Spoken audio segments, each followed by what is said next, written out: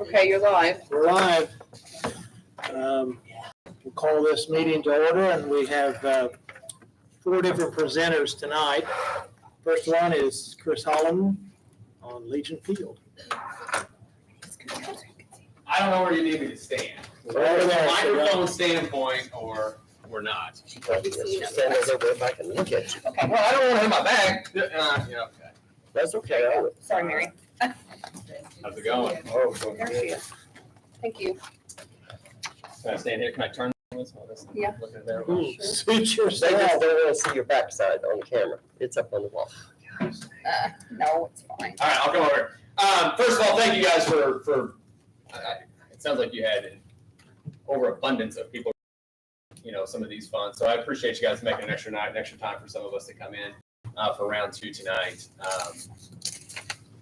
Our superintendent, Mr. Soto, came and talked to me and Mr. Ramsey, our head principal, a couple weeks ago about this initiative, about the situation that you guys are in, trying to reach out to the community to find good local causes to use this money for health initiatives. It took us, I'll be 100% honest with you, we have 50 things in a health department or an athletic department that need addressed, but we have one true facility that is a community facility. And it took us all of 2 minutes to circle back around to this is the most logical thing that we feel like we need at this moment.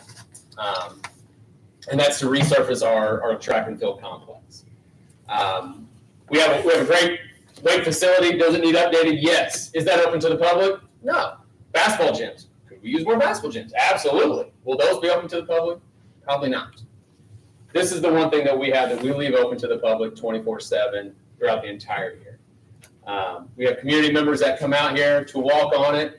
We have our local police department comes by, they train their officers on it, they do their tests for fitness tests, and different things that they've got to do on it. The Special Olympics uses it throughout the entire spring.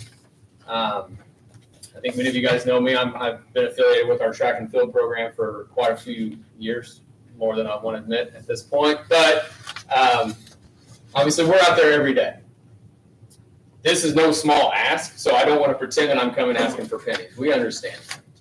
We understand that. But we also know that this is a major hit for a small rural school for us to have to undertake. And we are at the point where our timeline is coming down very, very quick on this.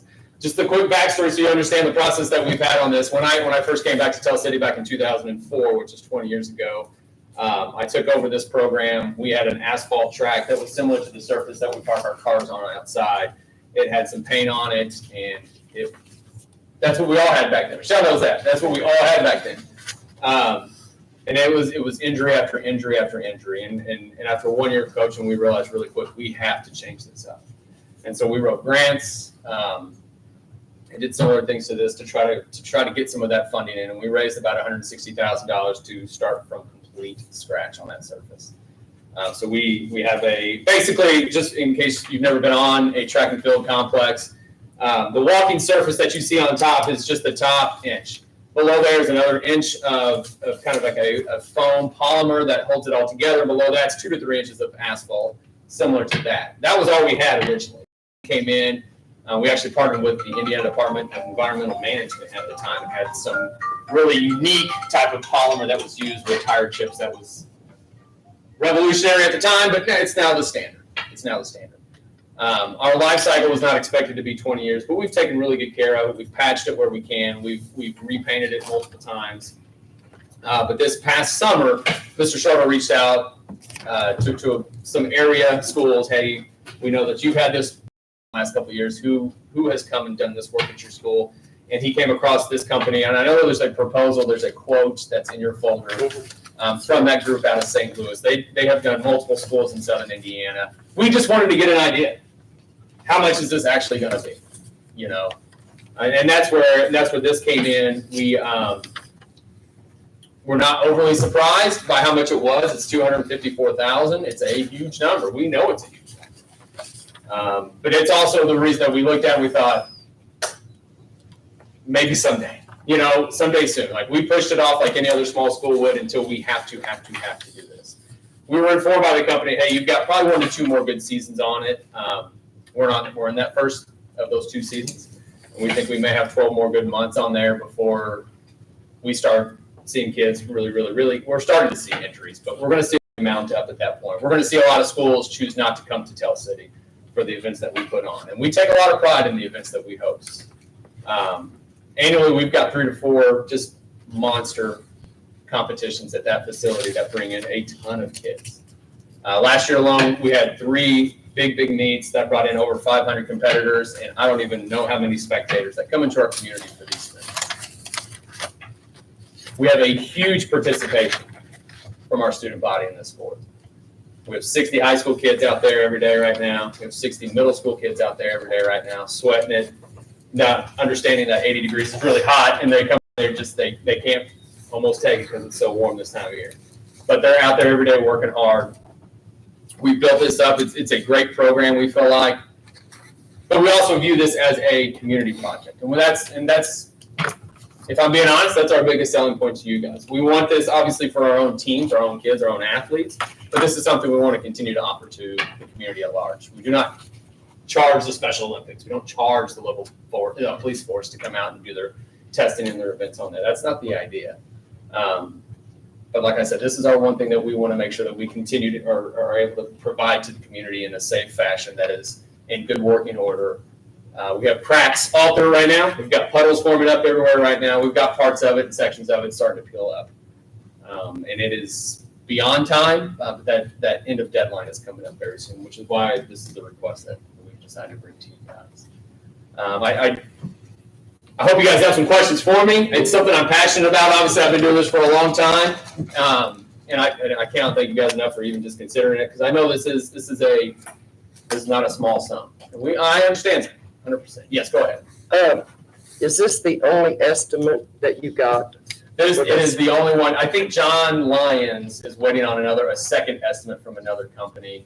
But from talking to area schools, this is the most reasonable and professional company that's around. It's a very unique, I don't know how to say it. It's not something we can call J.H. Rudolph for to come out, because they will not be able to apply the top coatings and stuff like that. So it's a very unique, specific niche. I see here it said it's $254,296, and it's got down here add $34,800 to install a black structural spray with standard red exchange zones in lieu of black. Yeah, we're not. We would not. We don't want any of those specialty add-ons. You don't want that. No. Okay. No. So it's a straight $254,296. Correct. They would come in and essentially remove the existing surface and then start building back up. Okay, and have you applied for any grants or anything for this? No, we have not. At this time. Is there grants you can apply for? I'm looking at behind my head here at the person who would know the answer to that question probably better than anybody else. But not that I've never heard of another school having that. When we did back 20 years ago, we were just lucky enough to find the right guy at the right time who worked for the IDM out of Vincennes, and he was just looking for a guinea pig. And Yeah. it was a great exchange. And is this track open to the public to walk? Yes, ma'am. Yes, ma'am. Until you have unless you have a event? Yeah, unless we have an evening event, if we have a track meet or a football game. Otherwise, it's open all day, every day. There's the Walker's Gates. And I asked John, who's our superintendent, whose office just looks right out there, typically how many people he'd seen a day. He said, Chris, it's anywhere from 15 to 20. And it's typically a lot of the same people, that come back and forth. But I think there's quite a few people who do take advantage of it when they can. When I had my back surgery, I walked on it simply because the surface was exceptional. I didn't have to worry about a crack or anything to stumble over, and I didn't have to worry about a car hitting me. But I got my miles in there. I just My back passed feels fine. Tom McCullough was doing the same. I mean, Rock Island. that's where he would go. It was the safest. And it's lit at night. There's enough lighting there at night to keep it safe. You answered my question. I wanted to know what you felt the usage was from the public. I think it's healthy. I can't sit here and tell you what other communities have for it. I do think our community as a whole is much more active than the average community. I see more people walking, biking than anywhere else I go. I appreciate the letters of support that you have in here Yeah. from the police department, the Special Olympics, It's easy to just say they use those things, but they go into more detail here about how they use them, so. There's a lot, yeah. there's- Testimonials, I guess. Yes, no. We've got great partners, and this is, like I said, there are very few things that we feel comfortable just leaving open. But this is the one that we try to extend out. It's open all weekends too. Yes, sir. Yes, sir. Is there other options? I'll be honest with you, I'm looking at two people right here who have a very strong knowledge of school finance. One's behind me who has an exceptional view of school finance. When you're a rural school like ours, this is a big hit. This is really hard to do. We are not a school, and I don't think Perry has ever been a school that wants to raise taxes, and we have. We're just trying to do what we can to get by. Is this something that we would have to bite the bullet on in a couple years? I think we would, but I can't guarantee that we could, and that's the toughest part. We are in very good shape financially. Our board has worked hard. Mr. Shoto has been exceptional at ensuring we are solvent for the years coming up. But this is a big hit when it's not a classroom expense, when it's not a curricular expense. It's much more hard to. Well, one of the things this group has been concentrating on, not just with the last few people who presented healthcare issues, and that's what we're on now, but is using this money as a match. We've helped some community groups that needed a significant amount. It was a one-to-one match. We give them X, they got X, so it allowed us to do other For sure. monies. And I think that, that's one of the big things we always ask, like Becky did, do you think there's something out there that we could match? And when we get to our conversations about where it's gonna go, that's the reason. I understand that. And you may run across something that's a 75-25 match too. Absolutely. So, Absolutely. I mean, I don't know who does your grant writing or what have you, but It's a touchy question. Don't ask around here. okay. Well, you didn't think on Mary, you next one, what, If you get some, Nobody's better than that. Nobody's better than Mary Ellen. Go ahead. if you would happen to get this, would you have a long-term maintenance plan now for the current track and, put it in your budget and making sure that it's well taken care of for years on? Essentially, what they do, they'll put you can't call it like a waterproof coating on the top. So Yeah. what they put on, that polymer that goes on the top, is a protectant that's guaranteed for 5 to 8 years. And then after all those 5 to 8 years, we have to go back in and we have to obviously. So that's the life cycle of it. It is for that coating that really locks it in and protects it. It's essentially like a glue that holds all these chips together and they just interweave. And that will last only for so long. And at that point, yes, it's our responsibility to go in and make sure that it gets reapplied every 5 to 8 years. That's why it's lasted 20 years. right. It's been great. If you don't, most of that crumb rubber it would just Yeah. deteriorate. It would have fell apart a long time ago if it wouldn't have been maintained. Yes, sir.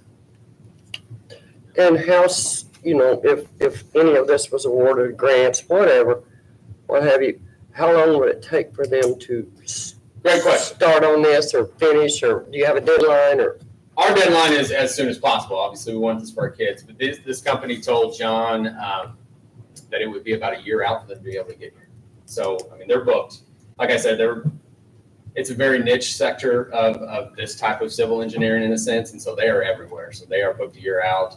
They want to do it obviously when it's warmest, so that it'll adhere the best. So they typically do it in the summer months, right after a track season would end, but before football season would begin. And so they're booked this summer, but have openings for next summer. Okay. Any other questions? Guys, I appreciate your time. Thank you very much for hearing me out. Is your contact information in here in case we need to? Can you write your email in here and then I'll give it to everybody? Absolutely. That way if they have questions, they can Please don't hesitate to ask. think of something after the meeting or I'll distribute it to everyone. Okay. Thank you. I'm gonna get to an after prom meeting. So I don't need to say. He Okay. goes Thank from you. track field to after prom. Okay. And then a DC meeting. Is that gonna be there? Yeah. All right. Thank you, guys. Thank Next you. one up is the Rome Courthouse, and Mimi are gonna take care of it? I I never know. do you all have copies? Anybody need? Is it this I need one? one. Copy? We can print tomorrow. He needs one. Me too, I didn't. I did handle it right after, I came straight from Well, I bed. was late because I You were late, then I distributed them even later. new computer this week and new software. And here are cards. Okay, thank you. Okay, I'm representing Rome. And the reason we're here, thank you so much for listening to us, is because Rome started dreaming big at our bicentennial. And that was a time in Indiana when little towns like us got a shot at getting significant things done through the OPRA, the Office of Rural Community, et cetera. And we did a planning grant through them, and then we were hoping to go for a big grant. And COVID came, and all that money was redirected. Nonetheless, we started raising money, we wrote some grants, we got our roof done, the building is saved, but we have a lot of plans, and I want to tell you about them because I think this would be an opportunity for us to jumpstart Rome and accomplish things for our population as well. So I'm speaking on behalf of the Rome Community Center that owns the building, and Megan Hannon is the president of the Rome Community Center. And I am the chairman of the Friends of the Rome Courthouse. We're the fundraising arm that tries to help with grants and get money from Rome. We are not asking for state-of-the-art life-saving equipment. We're not asking for food for the hungry, practice facilities, park upgrades, walking trails. There are so many needs that have been addressed by people seeking some of this funding. We don't rely on any federal, state, or community county money. We don't get any tax money for our operating expenses. Everything is volunteer. We offer a few public events and services, all funded by members of our community. But what we have in Rome, we have a huge potential. We don't just own a historic building. We can improve the health and the welfare of all the people who live in this corner of Perry County. Tobin Township is relatively underserved. We can partner with countless agencies in Perry County that offer training, information, services, food, and medical services. What we need in Rome to be able to use what we have is accessibility. We need for everybody to be able to get to bathrooms, to get into our historic building, and to move around safely. If we can start our long-planned link to bathrooms and ramps, we can bring a host of healthy living opportunities to the Rome region of Perry County. Rome Community Center was formed over 50 years ago to preserve the old courthouse and, provide a venue for community events. But lately, we've added even more to our plate. Since we have received some grants and we have worked on a historic building, we have preservation and awareness of the collection, the grounds, the building to Indiana history. The RCC, the Rome Community Center, is dedicated to maintaining the building and the grounds, spreading the word about our part of Indiana history. And the Rome Community Center is dedicated to following the plan made by Universal Design for us to complete the restoration and to maintain access to this building. So we continue to search for ways to be more helpful to our aging community, to add events that can support and entertain younger families. Crucial to this is our overwhelming need to continue the plan that was funded and approved by OPRA and also approved by this Board of Commissioners. Friends of the 1818 Rome Courthouse is also a 501c3 organization. Both of us are. And we were formed to fundraise for the restoration in addition to the Rome Courthouse and the grounds.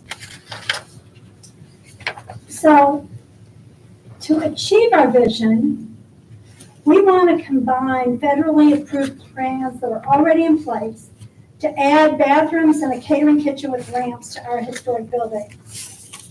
You all can't pay for all of this. We can't pay for all of this. But this amount of money that you will see that we are asking for will jumpstart us to our second fundraising project. We have got to move forward again. The roof is done, the building is safe. We want to make this building something that can really not just bring tourists, but bring opportunities to the people who live around Rome. So I have said here, we've already raised private funds, received a grant from Indiana Historic Society for our new roof, cupolas, gutters, downspouts, and chimneys. Local volunteers completed all the drainage around the building, and we're ready. We need a jump start for our next fundraising drive. And a focus on beneficial health and community activities will help us bring in donors who care as much about the present as the past. So the next page 5 is our partners. Potentially many groups that typically may provide speakers or offer group instruction meet in Tell City, or perhaps Candleton or at the high school. New accessibility would make it possible for the southeast area of the county centered around Rome to offer mental and physical health support to underserved populations. Now, I have listed here, and I'm sure there are more, were we to investigate carefully in the way that you do when you actually write a grant. I'm sure there are other organizations as well. But the Council on Aging offers exercise classes. They have social opportunities to combat isolation for the elderly. Purdue Extension offers health and human services, classes on nutrition education, community wellness opportunities. Public Health Initiative nurses could offer vaccinations, routine health checks. Food banks, there could be pickups from farmers there as well as distributions to people who are in need. And we are right in the pathway of the Ohio River Way, moving our direction, which combines tourism with paddling and moving down the river. So page 6, I've got approved construction planning. I took the preliminary drawings and the preliminary list of 2020 estimates for all the different aspects of an addition to the courthouse that would provide access. And what I did is I went through, marked in red everything that we don't need to do now. And yellow would be the parts of the project that would form the foundation and relate directly to accessibility to bathrooms and to the building. This is 2020. If we were to receive this money, I'm not sure what further paperwork and investigation you needed, but we would be getting prices and more thorough information based on today's prices. But one of our board members suggested that we could probably just add 20% to what was estimated in 2020. The drawings here are drawings of the bathroom and catering kitchen addition. What we want to do is get the foundation and get it under roof, and then just focus on bathrooms and the accessibility ramps and the connection to the building for now. We can always continue to fundraise, and we've got some ideas for that in our future as well.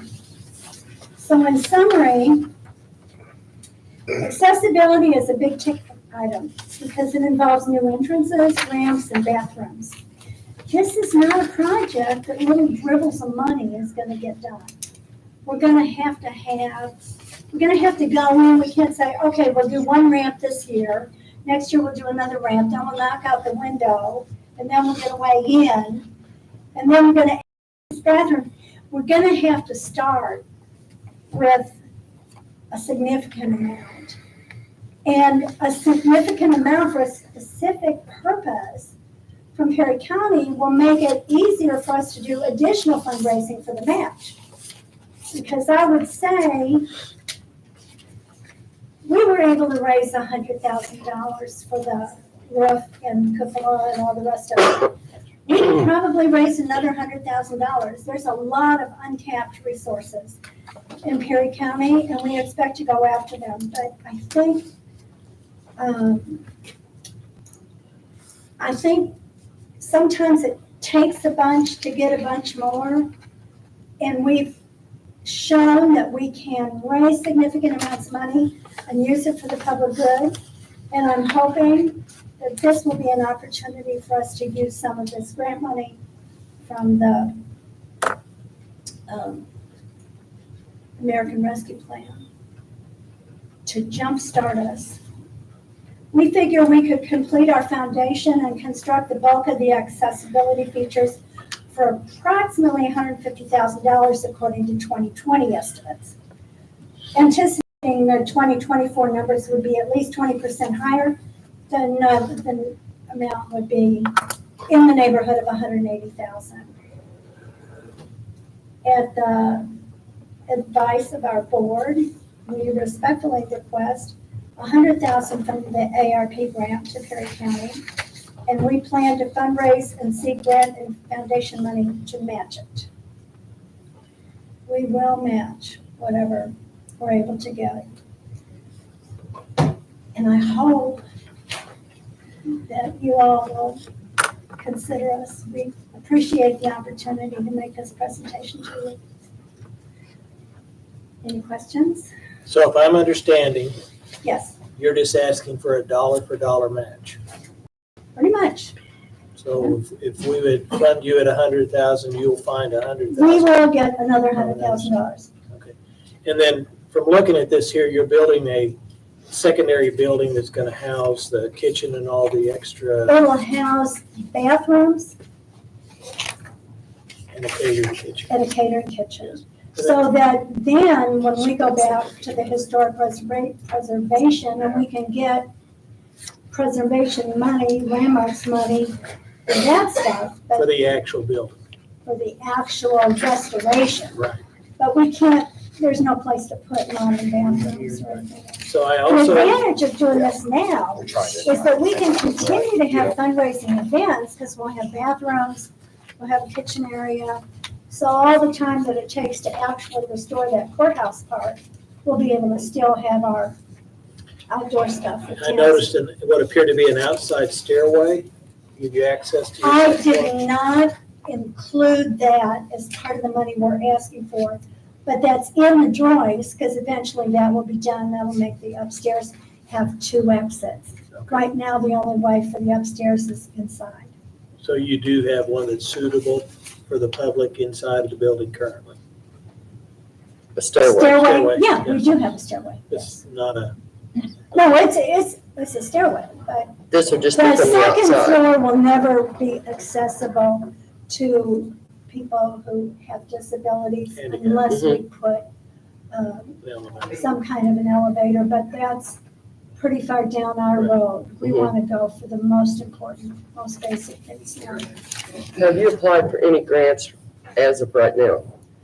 Not for this part of our program. Mhm. We have received grants from the Community Foundation. We've received grants, more than one grant from the Indiana Historical Society. And we had not thought about doing this addition and the accessibility first. But we had a grant for an architectural historian to come down from Indianapolis. And he went over every part of the building and went through all of our plans, because frankly, some of the things we wanted to do in the restoration, we weren't sure if it was possible to do, and we discovered it won't be possible.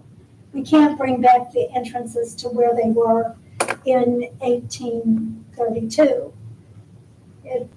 The building's been raised up since then. So this architect suggested that we go ahead and do the more modern parts, make the building accessible, then go after the historic bells and whistles. Make it usable while we're gonna continue with the rest of it. And that will make you ADA compliable? Yes, So, all of these things that you have that could be partners, like the Council of Aging, the exercise class, the human, health services classes, or the nutrition classes in your kitchen, or, yes. vaccine, routine health checks, those type things. Would anyone be excluded from that? Do you have to be a part of the Rome group, or No, do you have no. to be a member of that, or would it be open to the No. community for anyone who wanted to? Like, if our health department would have a vaccination clinic there, could everybody come, Yes. or do you have to Yes. be a member? The only thing now is that if you are a member of the Rome Community Center, you can rent the building a little more cheaply. Okay, but it's open to everyone. These Yes. classes and things would be, They would be open Available to for everyone. everyone. They would Okay. not be, oh, you have to join us, or you have okay, to pay. okay, that's what I was curious. I think, hosting some of these events and things there would be beneficial to have those out in the county, because there's, some people can't travel in. And That's so it might be a And way they for, don't want to drive at night or when it's raining. You know, they'll The go longer 10 ones are miles. at night. Yeah. Mhm. They'll go 10 miles if it's a little bit of Sure. a windy road, but not 30 miles if it's. How long does it take to get from Rome to Tell City? It takes 30 minutes. Well, at least it does from our farm, which is a mile from Rome. Takes 30 me about minutes 10. in and 30 minutes back. I was curious how it was gonna relate to healthcare, but I see where you've tied that in now, so. Yeah, because accessibility is really a big deal. One of our members gives a tour of Rome. She said one young man was in a wheelchair, and they were able to follow along all throughout Rome and look at the different places where all the buildings had been. But he couldn't actually go into the building at all. That's a great example. Yeah. You've provided a lot of information. I appreciate that. Well, I appreciate You've done you a lot all of- listening. No, they're Yeah, answering. you've done a lot of work Yeah, here, that's so what Everybody else is. I appreciate that. Now, do you have contact information on here if we need to? Yeah, She you- gave you a card. Is this? Oh. Okay, so that email address is who we would email if we have further questions? That email address is Okay. my email address. Okay, And Rome Community Center's email address is on the front page. there. okay. So we could just put both of them on there if we have questions. Okay. Friend of Rome is me, and Rome Indiana is Megan. Okay. Thank you so Appreciate it. much. Thank Thank you you. for listening. Thank you. Thank you very Thank you, Miss Mimi. Next one on our list is the coroner, Warren Taylor.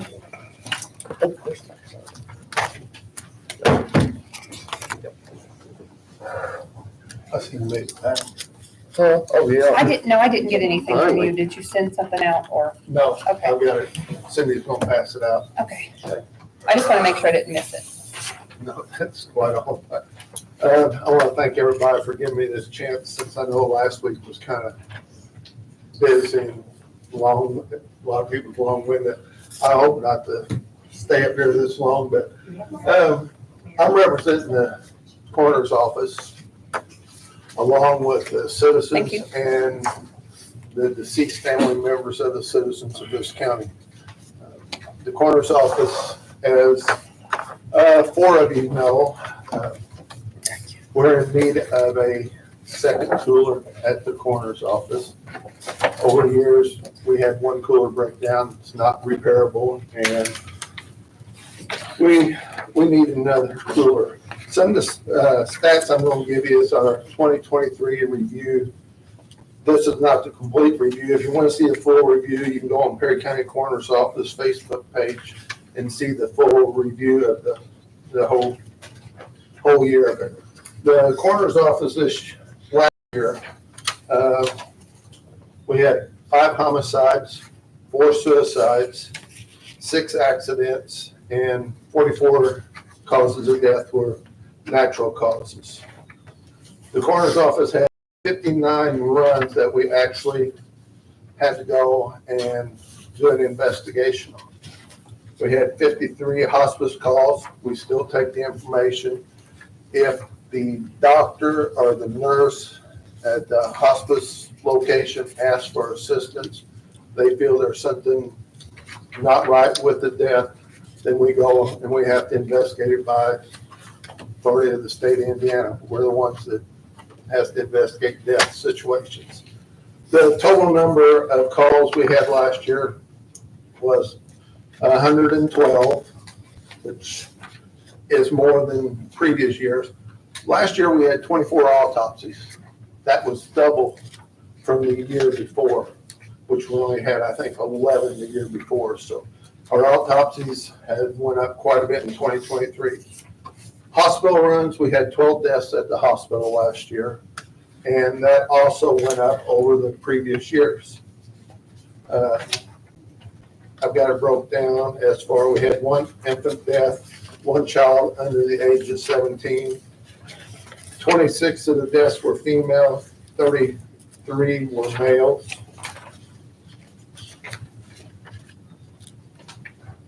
And then the next couple pages is just the different causes that contributed to the death. Now, a person can have more than one cause contributing to their death. So if you take those numbers and figure it out, it's going to be a lot more than what the number of deaths we actually had, because some of these alcohol be involved, blunt force trauma, all could be under the same category.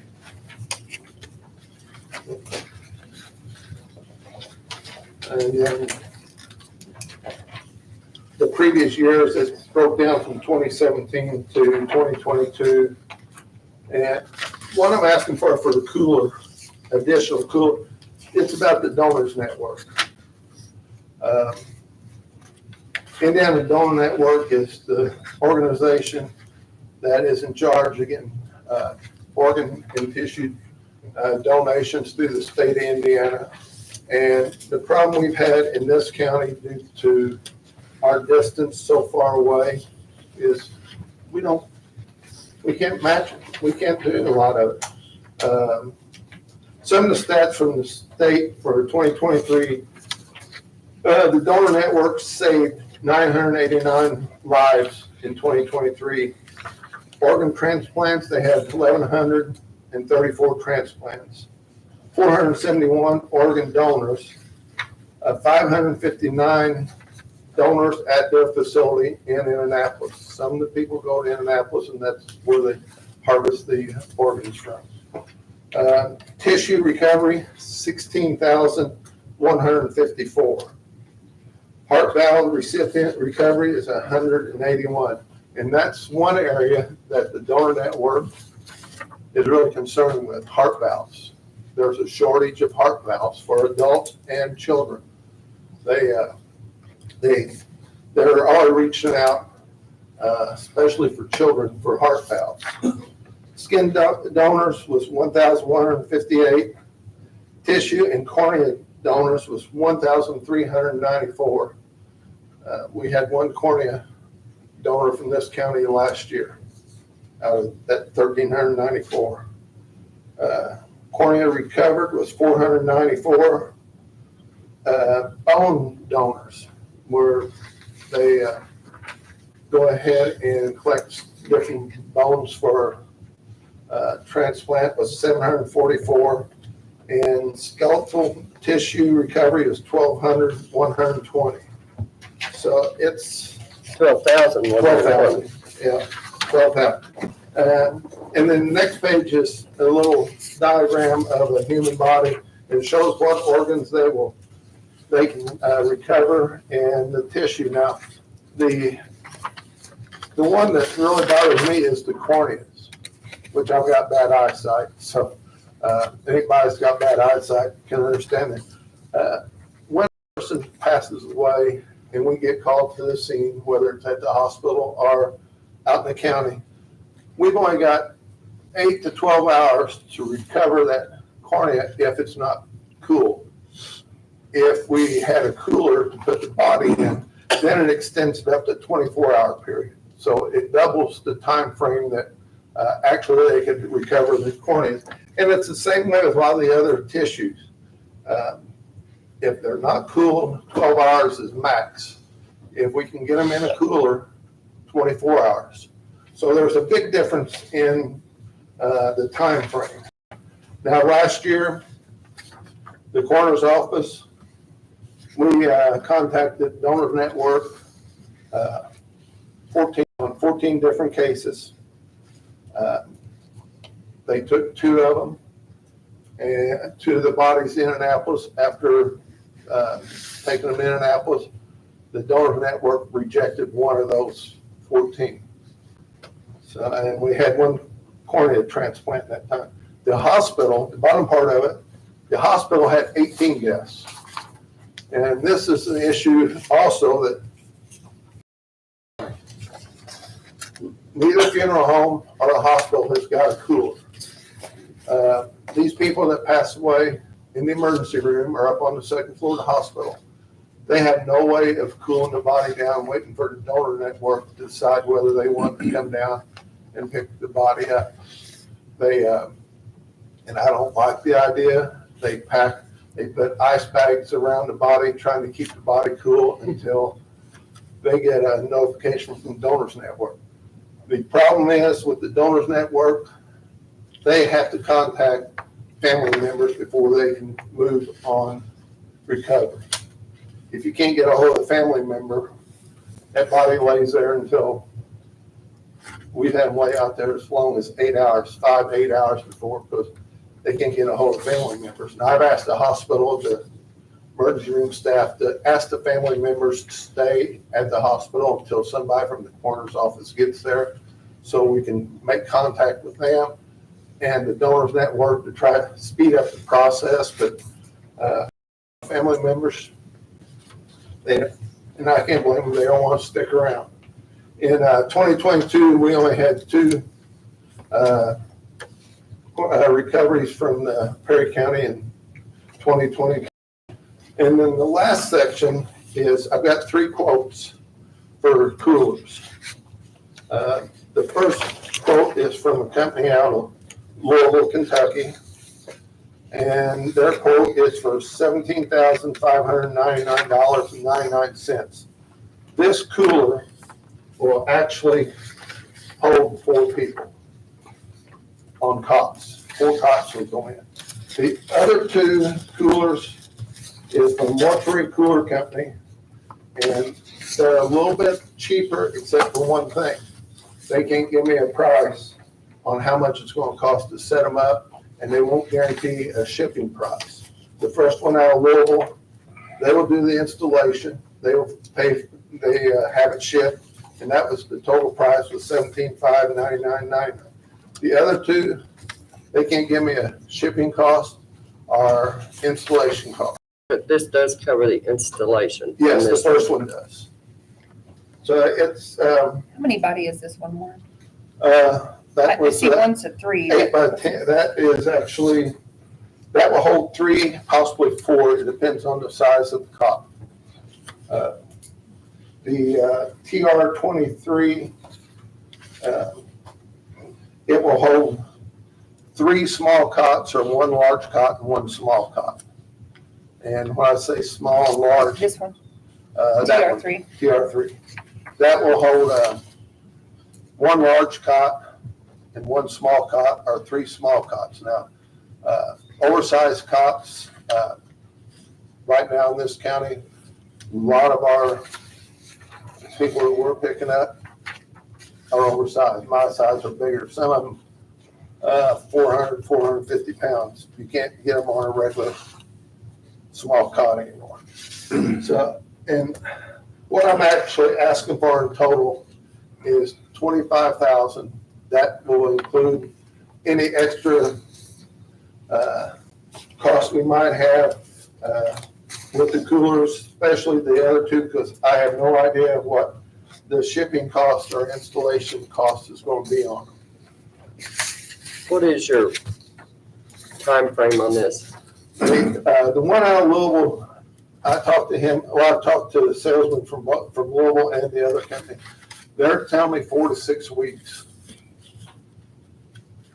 And I know this sounds gross and morbid, but is there a guarantee on these things? They have got guarantees on them. I mean, I don't, that's something I don't want. The one cooler we got right now is from the Mortuary Cooler Company, and we've had it for 4 years now, and I can't complain about it. It runs 24/7 all the time. It was built when they were built though, 4 years ago. Yeah. No, I think it's new. What that bought with? No, this one that we got now it's 4 years ago. It was new. Oh, I thought he said It's 40. it's a 3-body, right? It can be, but the problem is, The way it's the way it sits, it takes 4 people, and you can't get anybody. Like, most times it's just 2 of us goes on a call. Uh-huh. When we get back to the office, now we have help I think I've at the seen scenes. We have I don't help see from the ambulance service. Our citizens will help us load the bodies, but when we get back to the office, it's just usually 2 of us. I knew there was some discussion on maybe turning it and cutting a hole in the wall. Is that Okay, still going, or where we're at with that? Yeah, that is part of it. I included that in the 25,000 because I think Mr. Hauser got a bid of almost $6,000 To to cut the hole? recess it. Yes. So the difference between the 17,599 and the request for 25,000 is also doing some remodeling. Structural work inside That's what she was just talking about. to move the cooler recess it into the wall gives us more room because when the ones that's been out at the coroner's office, when we have to do an autopsy, it's not just 1 or 2 deputy coroners or myself and the pathologist. We usually have 3 or 4 state police officers, 2 or 3 police officers from the city or the county. That area gets pretty tight in there, especially when you got a doctor working with a scalpel and turning around people asking questions and stuff. So we'd like to have a little bit more room, just safety wise. But the cooler we got now, like I say, I can't complain about it. You just have one cooler, right? Yeah, the other cooler is out in the armory part Yeah. that broke down Yeah, a couple years ago, and it's beyond repair. and this one cooler, you're gonna move it out with this one here in the building. Uh, You're not gonna leave it right outside your door. It's just gotta be No. turned. It The does one have to be that's in the turned. building right now has to be turned and recessed into the wall. Okay. The new one I'm asking for, because there's times, if, I think Cindy maybe showed you, there's times we've got 3 and 4 people in there at one time, and we can't, I mean, we don't have no place to put these bodies. Yeah, We've that's been what I was gonna transporting- ask you about that. We've been transporting them to Spencer County, but the problem with transporting bodies to Spencer County, it takes 2 people to transport the body down there. It takes the only vehicle we got out of service. And usually going to Spencer County, you're looking at least 2 to 3 hours at a time. You get the body down there and Spencer County coroner or one of her deputies comes and lets you in the facility and then come back. That's, we're tying up 3 hours that we have no access to a vehicle and the 2 people it's on out at the county. So if you were to get this four-man cooler, yeah, 4 whatever, this one here, and then you would have a 3 also, so it would be 7. Well, the one that you're calling 3, we only put 1 person in there at a Okay, time. you put one, so you'd have room for 5 people or 5. Change it around once if you were able We'd to get still that have- hole, we'd you still have could to get have help potentially again. 3. Because trying to slide, because you have to take the person. Don't you have that lift though, that if you Well, you have moved to it? rearrange it, but the thing is with sliding them with the rack, you have to take them off of the cot, put them on a backboard, then you gotta have 4 people, 2 on each side for a normal sized person to slide the backboard into the cooler. Right now, the way we did it, 2 of us, we unload the body out of the vehicle, we roll the cot right into the cooler, and we're done. Okay, would this be able to be used like for the hospital too? Would they be able to use that? I mean, Yeah, the the facilities in the county? hospital, I've already talked to them about this, they need someplace, and I've been out there at times when people have passed away in the emergency room, Mhm. and other people that's got loved ones there walking down the hallway, they'll open up the curtain and look in and see the body laying in, packed in ice. That is not, I don't agree with that. That body needs to be put someplace and out of sight, needs to be cooled, so if the donor network would come after it, they could harvest the organs and tissue from the body. They come after the organs, right? Correct. And the Yeah, and the tissue, tissue, yeah. you don't have to deliver it. Well, they'll come down, pick the body up, take it back to Indianapolis, and then that same night, they'll turn around and drive it back to whichever funeral home is designated as where the body's going. Now, they did come down, we had the one cornea harvest, they did come down from Indianapolis, and they done the cornea harvest there at our office, because it saved them time. They, Two questions. yes, Have you ever, as long as you've been coroner, have you ever presented this for your budget? yes, Okay. Second question, have you ever discussed with the hospital a joint one with funding help from the hospital? I've talked to the hospital, I didn't ask them for any additional funding, because they're in the same shape as most other county agencies. They don't have the money. Now, I offered, when we still had 2 coolers in operation, I offered the hospital one of the 2 coolers to put at the hospital. They declined. They said that they have no room to put a cooler. And it just blows my mind that when they built a new hospital, they didn't put a cooler in the hospital. $40 million bill. Yeah, that's Yes. kind of And odd. they didn't make room for a cooler. And, with neither funeral home's got one, and that's the times we'll pick a body up and the family says, I want to go to one of the 2 funeral homes. Well, before they can come and get it, they got to talk to the family a lot of times, and they can get a hold of family, or a lot of times we'll pick a body up and the family member at the scene just flat won't tell you where they want the body to go. And we have to keep it in the cooler, we've had people that we've had up to 2 weeks in the cooler trying to find a family member. They can say, hey, take it here or there. They won't give you an answer. And they go out price shopping trying to find them. The one that you currently have that can hold up to 3, is it walk-in or is it roll-in? What is it considered? It's classified as a roll-in. Okay, because I'm just curious if you can't lift up to get those, technically these won't really be 3 and 4 body. If you can't lift it up to get in that one, then how do you get in these? These are made for cots to roll in. Well, this one says roll-in, these 2 say walk-in. Well, So yeah, they're walking, they're big enough, you can actually walk in, take the cot, walk in and move it wherever you want inside so inside. you don't have to transfer it to a door. No, no, they stay on the cot. We've got 4 cots at the coroner's office, so we've got enough cots to cover. Just want to make sure these weren't going to present the same issue that you already have with not being able, just utilizing a 3 body as a 1 body. No, these walk-ins, it's big enough.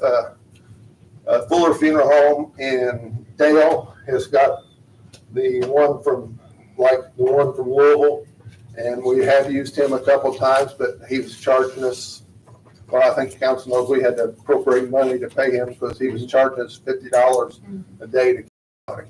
Yeah. But it's the same company, same cooler that he's got, and you can walk in it. Okay. Other comments? See, I think that if you have anything else, just. I don't know more about coolers than dead bodies. I have it, but they may, some of them may not have it if they're not county government, so.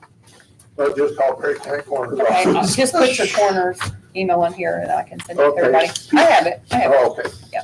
Okay. Is that okay if I give it to them? Yeah. Okay. And like I say, if you want to see the whole 2023 in review, just go to the Facebook page, Perry County Coroner's Office, and it'll give you some more stats than what I had here. I just picked out the stuff that thought might be helpful for you all tonight. Thank you for all the Thank information. Yeah, that's some good information. Thank you. Thank you. Next one up is Dr. Sisley from the I'm not gonna run through the names because I'm not exactly sure who's involved with the facility anymore. Not very many people in our name anymore. Yeah, a lot of them have changed. They have changed, yes. I'll try to keep this short and sweet. I only brought 2 copies of, to discuss the camera that we are discussing today, that we wrote for in our grant application. As you guys saw in our application, we're applying for a retinal camera with optical coherence tomography technology in it. We have a much lesser version of this camera in our office right now, but this would be a gigantic upgrade in services for us and what it's capable of doing, an ultra wide field image of the retina inside the eye, as well as the capability to do scanning of the layers of the retina, which would be a key role in early detection of glaucoma, macular degeneration, and various other diabetic retinopathies, many other various ocular pathologies. We do this at our current office with the lesser camera currently, and we do offer it as a free service to all of our patients. Most offices charge a fee to have this imaging done at their office, and they make it as part of a profit-making scheme. We offer it for free. We would plan on continuing to offer this imaging, but a higher technology and a better quality image along with added technology with it for better early detection. We would offer it for free to any patient. So that would add up to be about 10,000 patients encounters for Dr. Leibhart and I in a year, 20,000 eyeballs. So we would do it on every one. It would be essential for us, and it's an essential tool now. It would be an even greater tool for us in early detection, both of injuries like retinal detachments, and diabetes is of course exploding across the country, and we see, like everyone else's offices, an increase in diabetic patients, and the diabetic care we're able to provide would be at an elevated level if we were able to get a piece of technology in our office like this. As you saw, the price with the quote from the rep, its retail price is at $134,500.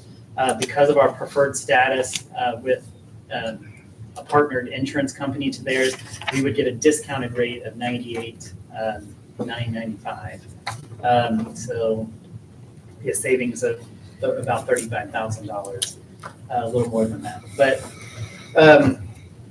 to talk about the equipment a little bit more, just on how essential it is, we offer it for free because we believe in it so much, and we know and have seen in our office how much it works, how much it is amazing at early detection, how much it helps us as a tool in our office.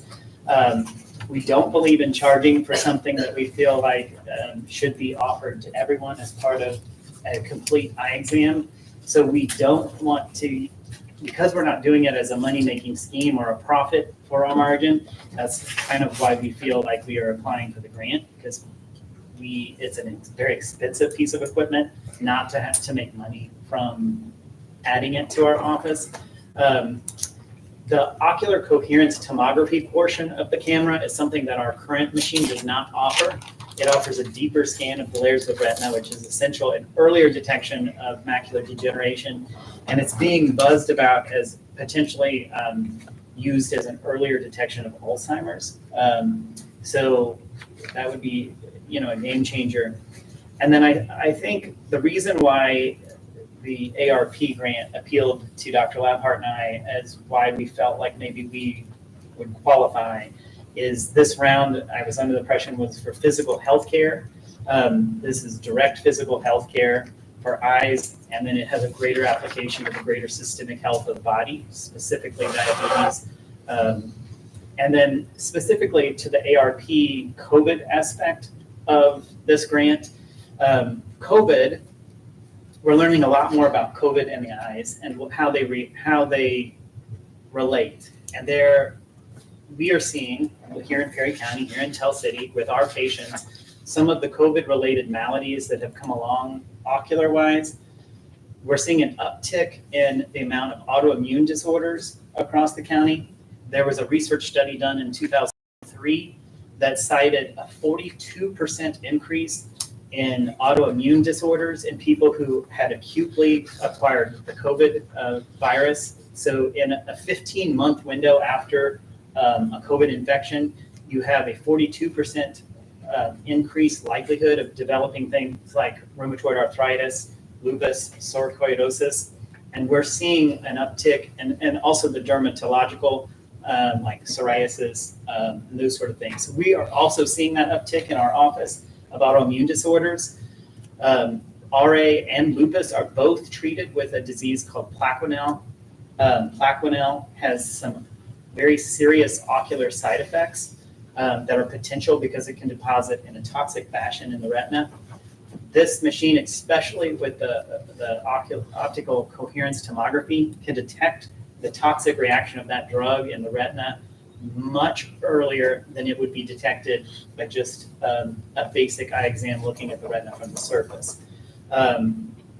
In addition with COVID, in addition to the autoimmune, we're seeing upticks in ischemic optic neuropathies, specifically nationwide that's being seen in children more, an inflammation of the optic nerve that's typically related more to multiple sclerosis. So that's one of the upticks as well.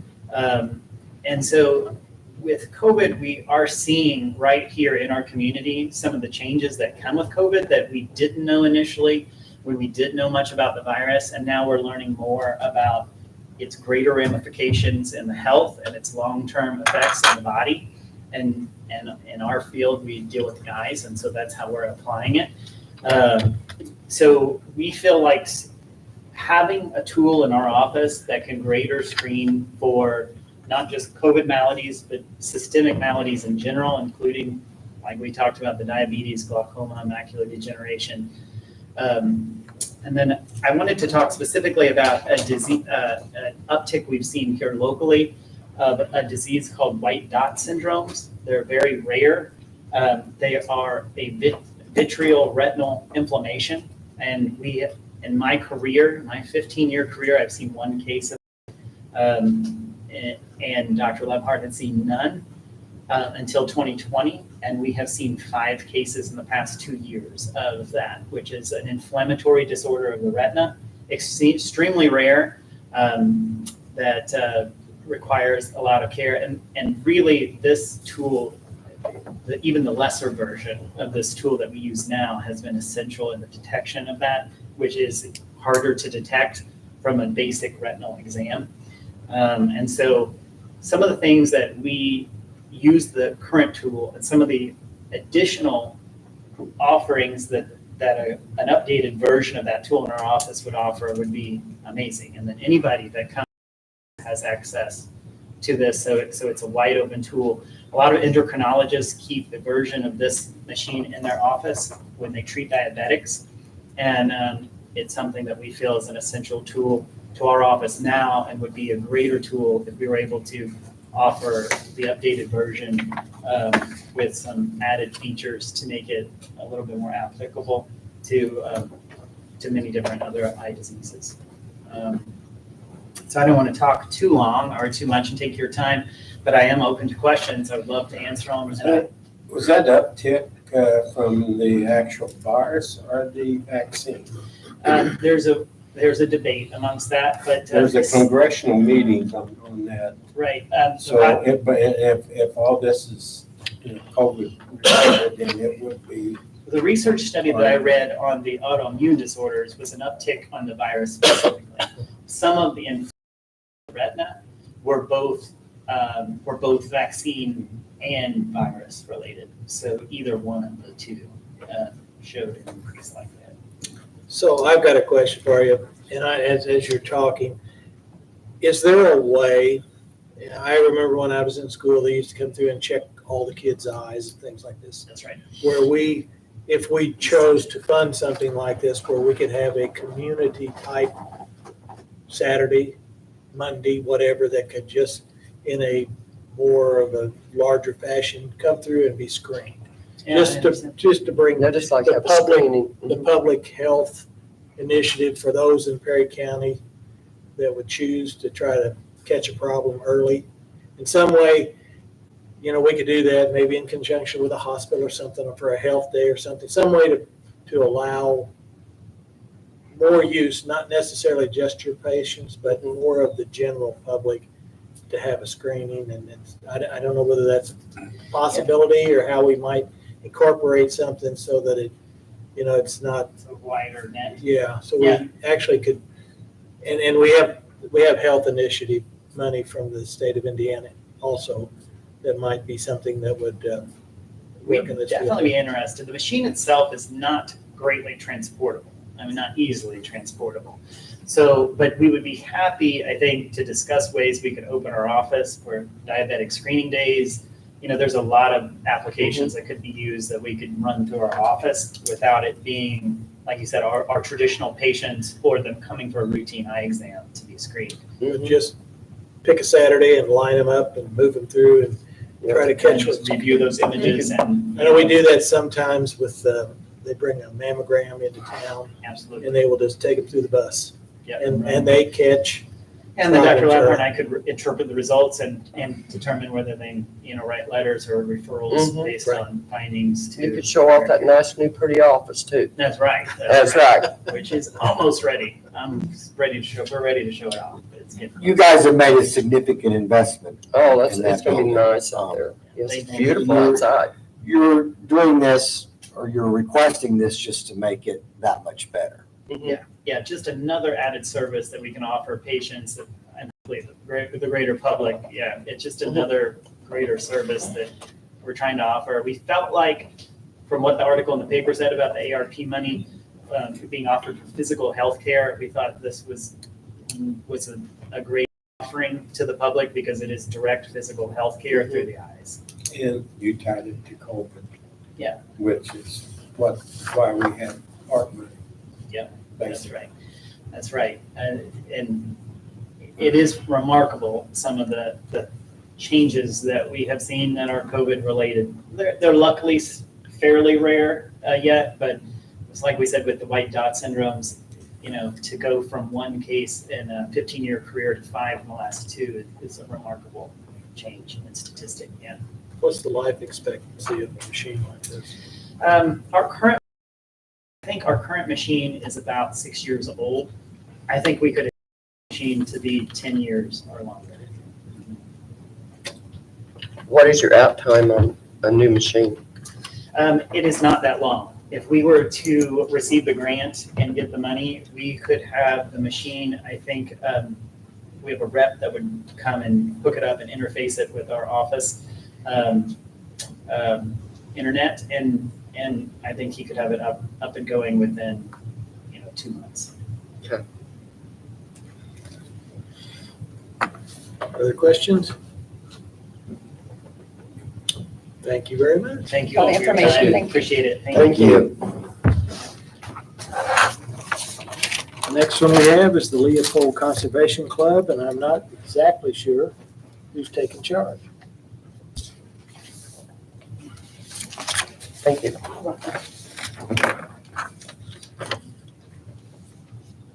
Thank you.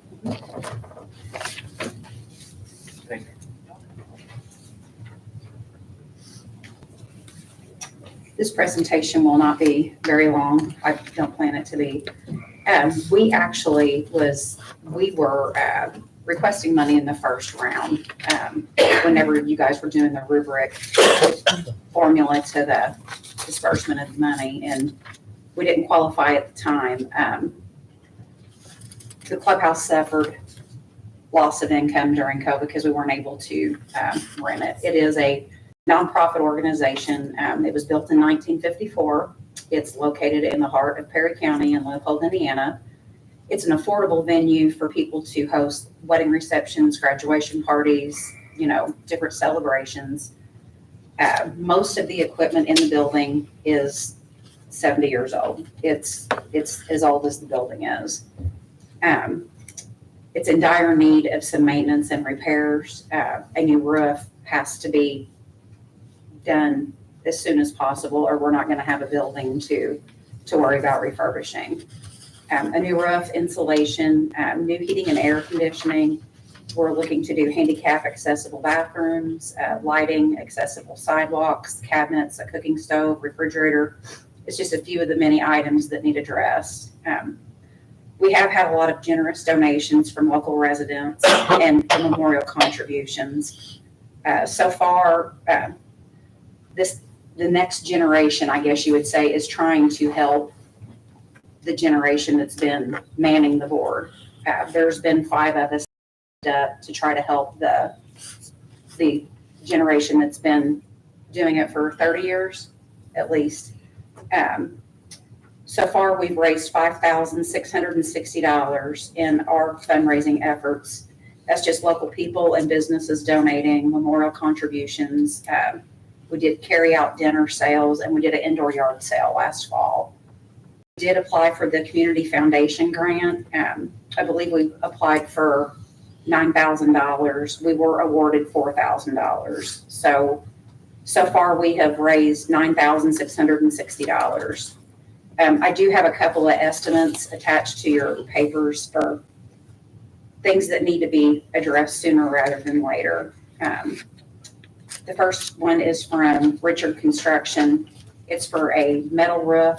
It's for the disposal, plumbing for 2 ADA compliant bathrooms, 2 wall-hung lavatories, 2 instant water heaters. He has estimates on here for 2 doors and converting existing bathrooms into the ADA compliant. There's cracks in the dance floor, as we call it, that need repaired. It needs new insulation, a new kit around the double doors, guttering, and guards. Just with that is, the estimate is $66,640. The second estimate is on different heating and air systems. The system that's in it now has been band-aided for the last 20 years, and they are just very tired gas heat that it's a crapshoot if they're going to work or not. One might work, the other one may not. If you're lucky, one of them's working. Heath Raisler from Service Pro has given us a quote on those. He has recommended 3 of the 36,000 BTU units in the main area of the clubhouse. He recommends 1 in the kitchen area and 1 smaller unit in each of the bathrooms. He's broke it down. The bigger units are $5,550 a unit, and we need 4 of those. That does include labor on those. The 2 bathroom units would be $3,280 a piece. Keith did ask his dealer of his, they sell Train heating and air units. These are for heat and air mini splits. Train has offered to donate 1 of the large units if we can purchase 2 of them now. And Heath has offered to donate his time to install it. So that would be a $5,550 savings for us, which would bring his total to $23,210.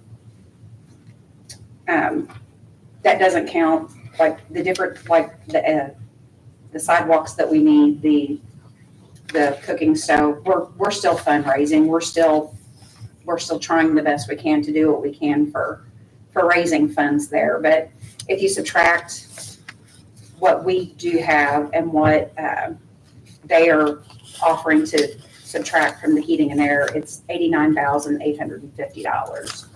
That would get a new roof and the labor almost as much as the new roof. That would get heating and air. That would get ADA compliant bathrooms, basically, is what that would take care of. And it's something that I've spoke to the superintendent at Perry Central School about it. We've talked in depth about it. They have told us they would rent that building regularly because it is so close to Perry Central to keep, money flow through there. That they have to have something that's compliant. They have to have, They would host meetings there. They would do blood drives there. They're having a blood drive tomorrow that they had to reschedule. They got to have it on the stage because they can't have it in the gym because it's occupied. They're bursting at the seams out there, and Glenn Aitchen is another one. He said that he would rent that building, regularly for his different events that he has to have meetings on, so. And you have shooting matches, and you have other. We do, Fire department, Fire Yes. department. Mhm. yes, that's one of their big fundraisers as well. Yes. correct. We're trying to keep it in good running condition, and we're not looking to make, we're just trying to keep it a nice building that people can rent it affordably. I remember we used to go to dances there when I was a teenager about 150 years ago. I didn't think you were that young. But is there any grants that you can apply for? So the community foundation grant, we're kind of new at this. Mhm. We're getting all the help that we can, getting schooled on this because we're new at it. Community foundation, we did get 4,000 from them. We're for different nonprofits to look into, like, I know Operation Roundup through Yeah, Southern Through Indiana Power. REC, yeah. I've been rounding up for 30 years, Yeah, I would love to see some of my roundup money go I to don't that. blame you. So, We're constantly looking for grants. we're constantly looking for grants, different things we're not afraid to work at. Yeah. We were able to paint the exterior of the building finally. It looks so much better than what it did. It just needs a lot of work. And we actually have a lot of younger members that can help. Of course, insurance is asking us not to let anybody on the roof. They would like Yeah. for us to have that more dangerous things done by Yeah. someone that's licensed and insured. So Yeah. So are you a 501c3? we're a 501c7, correct? You're a C7. Yeah. Correct. And how many square foot is in this building roughly? I don't know what else. Length, width? Okay, so I I- have it all in my notes and my. Could you email that to The capacity is 260 people. I can tell you Okay. that. That's the holding capacity in the building. I'm not sure of the main room. I'm not sure of the square footage. I've been checking on insurance. I should have just brought it up. I'm thinking the Shergans is about 260. That's what I'm thinking. what? Shergan Center. Seating capacity. Yeah. But that's with tables, I There's a little over think. 200 this weekend. Mm. So, I think it's a good thing for Liverpool community. It's a, My dad had that building built. I'd like to keep it in good condition. They were really proud of what they I'm sure. started there, so. And unfortunately, the older members on the board didn't reach out. We just, they were actually paying the utility bills out of their pocket during COVID. We had no money there was no fundraising going on. There was no shooting matches going on. There was nothing That going was on. understandable during Yeah. COVID though. And just to fill up a propane tank's expensive. I remember when came up asking originally, we were under a new set of rules. Yes, We couldn't spend any money on any capital projects. right. We had a narrow nonprofit group that we could even fund.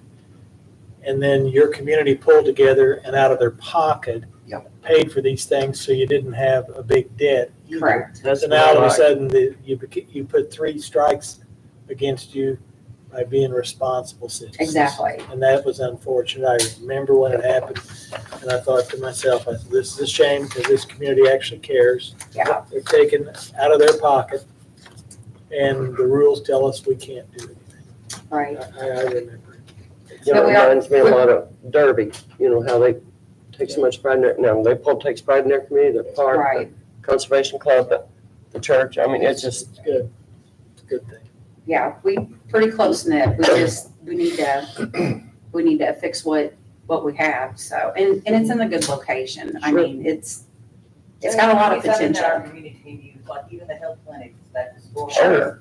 has, have those health clinics, host them there. So, we have a lot of ideas that we want to partner with the school, to help families. you just gotta get ADA compliant. Yeah. Right. That's why we have to do the bathrooms out, Yep. everything. And it's come down to that everywhere now. And the plumbing's there. It's just the doors aren't wide enough and the toilets aren't tall enough. And Accessible, it's going to take some creativity, but it can be done. it can be done. Is this the email that you want us to send it to? If we have Yes, questions? Is this yours, Okay. Michelle? Yes, that's Okay. Michelle's. She's the secretary. So I do all Okay. the. Just, questions you get us the square footage and stuff on that, if you will. Sure. Great, thank you, everybody. Thank you. Appreciate it. Thank you. We got a short night tonight. That's it. Well, I've been here twice What today. we need to do is determine, I need to get Mary. Thank you, everyone. Get the documents. I think Kelly, you're Yeah, gonna get them. I'll get them, yep, I'll do it tonight. I'll get you- And I'm on. we need to Set up schedule a meeting. another meeting, He's relentless. go through what we've got, come back to that meeting, we need to have some discussions. How we're gonna score, what we're gonna do, how we're gonna make these decisions at the next meeting. Yeah. So when's it Oh, work, yes. time wise? Yes. I've got Yes. problems the rest of this week. Right. Well, I can't risk this week, that's When for will sure. Sherry be back? I think she's I know coming she's back this watching. weekend. And it's just, I talked to her today, it's sometime toward the end of the week, she'll be back. I know she's I keeping have up. school board next Tuesday. I have an RDC coming up too, so we have to make sure we're not conflicting with RDC. Have that next Monday? I mean, we can, Can we go 3 weeks out? I'm not sure. What's that? So my I have so many meetings, I'm not sure. So I thought we said next, month, because you had 3 Mondays in a row. Yep. What are you doing now? Oh, just one second. Let's finish this. I'll get you just one second, because this is still recording. yeah, we're still recording. No, it's okay, don't worry. Um, I'm just, we'll figure this out real quick. next week sometime, does anybody? It's fine for me, whatever you want to do. um, I'll make it work. Decide next week. Tuesdays and Wednesdays are not good for me Let's- because of Do my you have other any meetings. conflicts? Thursday, we got that solid waste meeting, Randy. On the I 11th? will make On the 11th, sure yes. that they work, the best days for me would be. As of right now, it's been changed 3 times. Priority. She has a conflict on Wednesday. Tony, No, when's I your, said Mhm. Wednesday, Good oh, stuff. Wednesday would be the but I best. said I'll make any We have time work. one Okay. true, I don't know if I do. Healthcare. give it to us. One true. Well, we'll take that as you'll do We have whatever. It's okay. It's Wednesday, Wednesday? the 10th. Monday. That's- What's the day you got a problem? Well, we normally have RDCs on Wednesdays. Yeah, but this is the It's at 4 10th. though. Huh? This is This is the 10th. RDC is normally at 4 on Wednesday, so if we did like 6, is that too late? Well, No, I have no life. you don't have a line? I have a life. Me neither. We don't either. School board, RDC, or ARP. We ain't getting, oh, well, I have one I now. love you volunteering. And I got me a new one today. That's good. Speaking of Let's that, get a decision here so we can How about gain this Wednesday at meeting. 6? better say some Is Kelsey. Wednesday at 6 okay? Is that too late? Is it too late for you driving all the way in? I got 19 up. Okay. I just want to make sure. Okay, Wednesday at 6, is that okay? Yeah. Next Wednesday at 6, okay. Hey, we told him, no, we go. So We need to vote on Wednesday, that? Good on. no, we're just having Wednesday at 6 o'clock. Okay. And then it's for the purpose of, hopefully we'll go through all these documentation. We'll discuss how we're gonna rate them, what we're gonna do, how we'll go forward. How we want to score them, what's the, yeah, I got. okay. Tony, Yeah. does anybody have any Email other me, I'll do questions? the best I can. Okay, 6 PM on Wednesday, so. All right. With that said, I I got school board next Tuesday. entertain a motion to adjourn. I'll make a motion to adjourn. I'm second. All those in favor? Aye. Thank you. Those rest of Thank the you. decided they want to stay in.